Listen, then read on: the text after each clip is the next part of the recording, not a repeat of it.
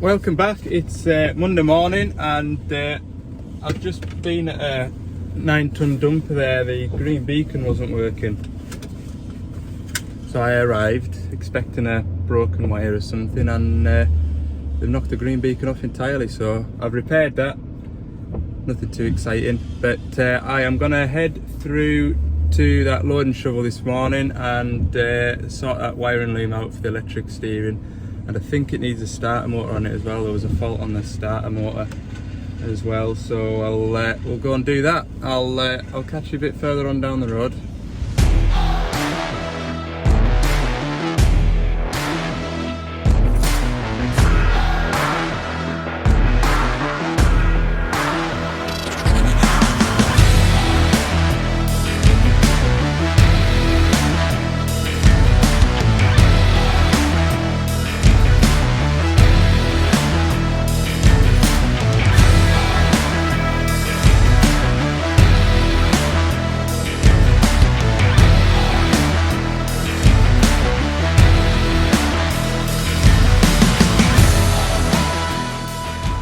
Right, I've taken the armrest off and I'll put the new wiring harness on in the van. Then I'm not up and down these steps half a dozen times with tools that I've forgotten. So we'll go and get on with that. So as you can see, it's a bit foggy out there today. There's a steady sort of rain as well. So it'd be nice to do this first bit of this job inside the van, and you never know, it might clear out and we'll get a bit of sunshine again. So we'll strip this harness out of this armrest and hopefully we'll get our electric steering back.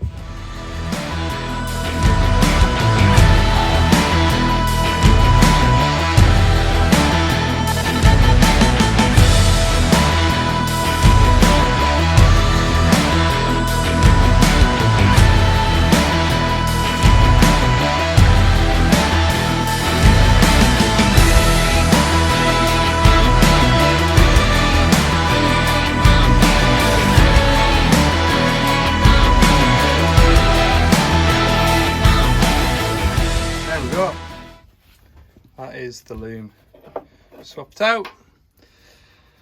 Right, I'll just go and put this on the machine and everybody fingers crossed that my steering works now. So I'll press my button and see if it allows it to use the steering. Well, that's a good start. And then we'll... Oh, that is tremendous. One job down, one to go. Right, I'll tidy this wiring up round here now, make it nice and neat. One job done, I'm going to jump in the machine, turn it round and replace the starter motor. So starter motor's on the far side. I'll might as well turn it round and I'm not trailing around the back of the machine all the time.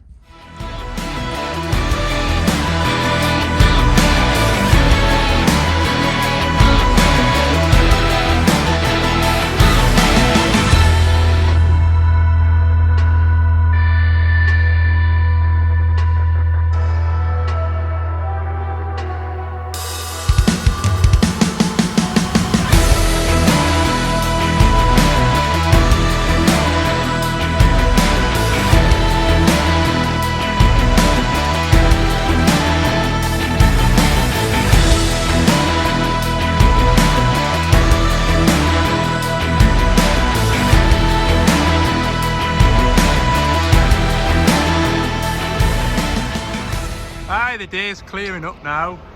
Yeah, that's a starter motor on and don't have a fault anymore. I'll just show you now. So every time the machine was started, it would chow over quite a bit, and it come with this starter actuator short circuit to 24 volts. So I've replaced the starter motor and it doesn't do it now. So every time I start the machine, it fires up a lot quicker and doesn't put an engine management light on, which is handy. So that's all my job's done on this machine. We'll put it back to work and get on to the next one.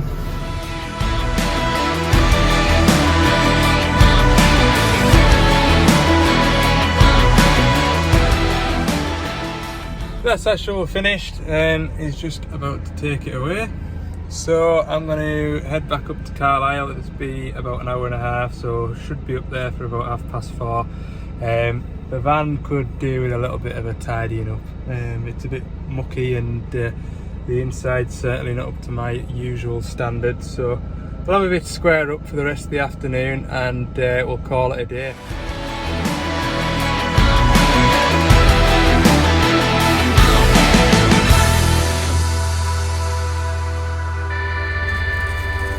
It's 2 minutes to 5, and I just thought it's been a bit shovel heavy in today's video, so I thought I'll give you a look over this new 140 LCR-7. So a couple of things that I had phone calls about this last few weeks is how to release the hitch. So what we do is there's a spring-loaded metal hitch switch in the back here. So what we do is we flick it over towards the window, and once we've done that, we press the left hand button on the left hand joystick, press and hold that, curl the bucket in until the hitch is released. We can then let go of it, drop the bucket off, and then to lock the bucket back on, press the left hand button on the right hand joystick just the once, and that curl the bucket in, and that locks the hitch on, and it's as easy as that. So there's a couple of new switches and buttons in here. If you're used to a 140 LCR 5 or 3, there's a few new buttons. So first one is this one. Nobody seems to know what this button does. This button is to activate the fine swing function. So if I press that and slew, it makes the slew very, very sensitive.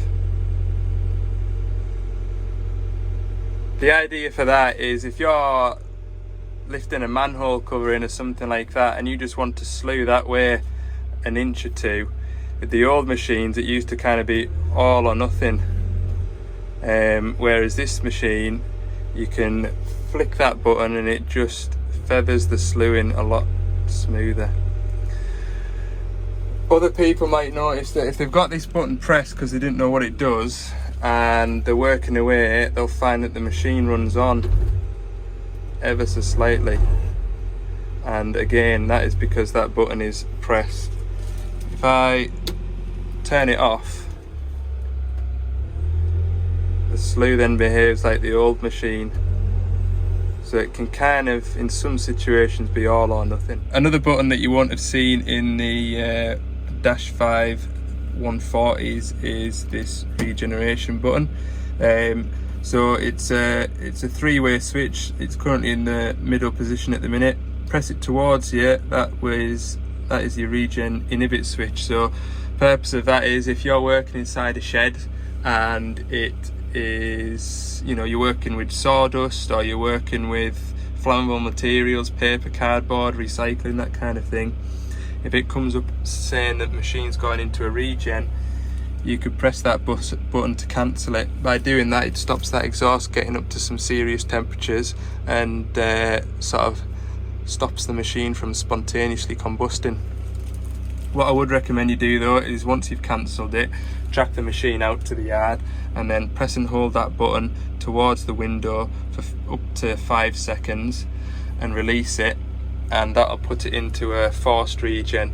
Unfortunately with that, you have to have the pilot lever in the down position and the rev set to idle, so that stops you from working the machine while it's doing a forced regen, and it'll probably take between 20 minutes and half an hour. Another new feature on these Dash 7s is the use of the spare button. So you can see that icon there showing a picture of the windscreen wiper. This button here never used to do anything in the previous models. and they've utilised that button now. So in this case at the moment it's set for the windscreen wiper, just to do one wipe. You can go into the dash, which is machine configuration, set joystick, set one touch. You can have it to cycle between camera views, or if you listen to the DAB radio you can mute it. So that's all. So yeah, that's a nice feature, and I would imagine a lot of people will have it set to the wiper. Something else that you may have seen before if you're familiar with the Doosan machines is the red LED light here. It's the wait to disconnect light. So while that light is illuminated, you shouldn't turn off the master switch. That's because the AdBlue is purging the system, so all the AdBlue that's in the lines is getting drawn back to the tank, and if you disconnect that, the AdBlue will stop in those AdBlue lines and could potentially crystallize up and block the lines up. So that's the purpose of that.